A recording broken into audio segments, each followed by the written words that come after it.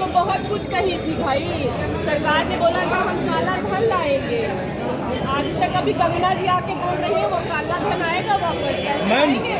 भाजपा नेताओं का कहना है सपा जीती तो गुंडा राज आ जाएगा। सारे गुंडे तो भर गए कहाँ पे? बीजेपी वालों के वॉशिंग मशीन में जाके धुल के साफ हो गए। आपको उसका उज्जवल रमन्ना का तो पता है ना, बीजेपी में जाके इतने कांड किया उसने। हाँ, स्मृति ईरानी जी बात करती है महिलाओं की, बाल विकास मंत्री है वो, बीजेपी की चहेती। ना वो मणिपुर पे बात करती है, ना वो बिल्किस बानो पे बात करती है, ना वो दिल्ली की पहलवान बेटियों के बारे में बात करती हैं। वो प्रचार प्रसार कर रही हैं। तो ऐसी है बीजेपी की स्मृति ईरानी जी, बाल विकास मंत्री। महिलाओं के लिए क्या रहेगा आपकी पार्टी की ओर से?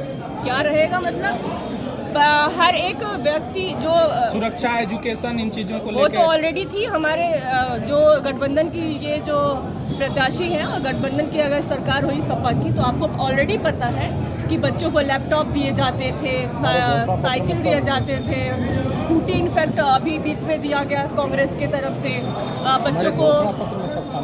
हाँ, सारे पत्र में शामिल है चीज़ें। आप चुनाव प्रचार में घूम रही हैं, घोसी लोकसभा क्षेत्र में महिलाओं का और लड़कियों का जो है चुनाव के प्रति क्या रुख दिख रहा है? बिल्कुल रुझाव ये है उनका, और वो उनको भाई रोजगार चाहिए। सारे जो गरीब तबके के लोग, उन्होंने अपनी बेटियों को पढ़ा दिया है, बीटीसी बीएड करा दिया है।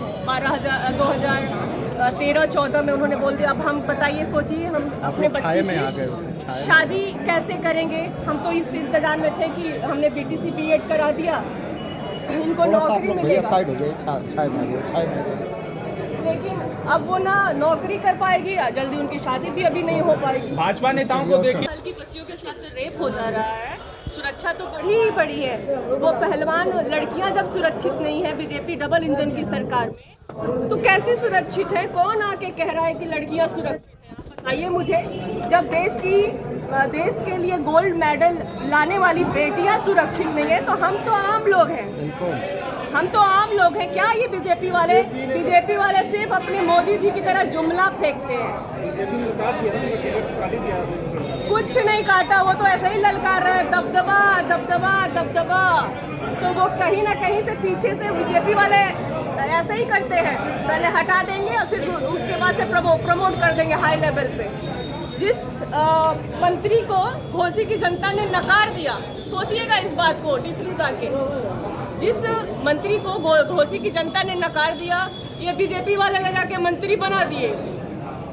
तो यानी कि जनता से कोई लेना देना नहीं है, सिर्फ इनको अपने पापड़ को सेकना है। पकड़ थी तो हार क्यों गए?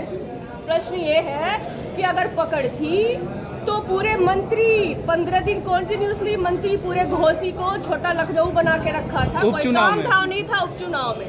तो लगता था कि जैसे इनके पास कोई काम धाम नहीं है। उन्होंने पूरे मऊ शहर को हुटर बजा के तंग कर दिया था। तो उपचुनाव में जो दबदबा बना सपा का, वो कायम रहेगा लोकसभा चुनाव में भी? कायम रहेगा। आपको ये भीड़ नहीं समझ में आ रही है? आपको ये भीड़ समझ में आ जानी चाहिए अभी तक कि आगे क्या होने वाला है। ये भीड़ वोट में तब्दील होगी? अच्छा एक बात बताइए, अगर इनको प्रेम स्नेह नहीं रहता तो यहाँ क्यों आते इतने धूप में? हम महिला होके इतने धूप में खड़े हैं, तो कहीं ना कहीं कुछ तो है ना कि हाँ हमें परिवर्तन चाहिए।